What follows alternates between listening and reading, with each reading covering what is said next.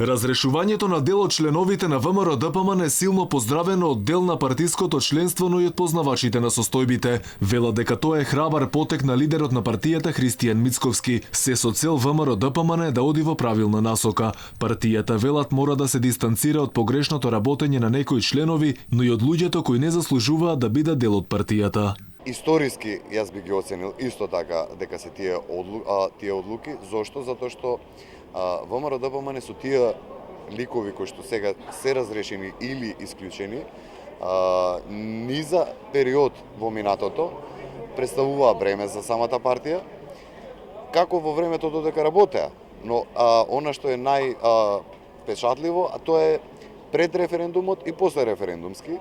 Да бидам искрен, исклучително позитивно ја оценувам, од причина што од пред некој ден бевме во шок дека ете во редовите на најреволуционерната политичка партија во Република Македонија имало и луѓе кои се спремни македонската кауза, македонското дело да го издадат, под притисоци, под закани, под уцени, под подкупување и така натаму, а партијата овој пат за разлика од минатото реагираше брзо, енергично и одлучно. Подпредседателот на партијата Александар Николовски рече дека 8 пратеници кои гласаа за уставните измени треба да го вратат мандатот. Вели тие се исклучени заради дејствување спротивно на интересите на ВМРО ДПМН и на Македонија, како и организирање група за притисоци врз пратеници да гласаа за уставните измени. Централниот комитет на партијата го разреши подпредседателот на партијата Митко Јанчев заради несогласување со политиките на партијата, ставовите на партијата и нестајање на истите. Само би кажал дека за партијата е добро и за државата е добро.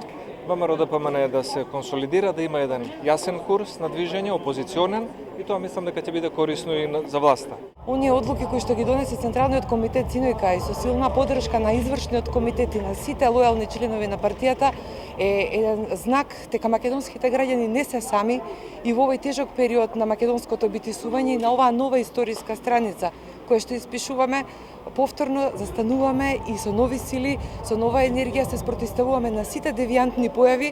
Секој пратеник треба да биде ослободен од стегите, особено за вакви важни чекори за иднината на државата, велат од партијата, и додаваа дека ВМРО ДПМН завршува со хипотеките од минатото и дека ништо повеќе нема да биде исто. Во меѓувреме Мијалков, Тодоров, Јанчев и Богданов реагираат на одлуките на Централниот комитет. Тие со жалење ја примиле одлуката, а дел од нив вела дека остануваат верни на идеалите и постулатите на организацијата.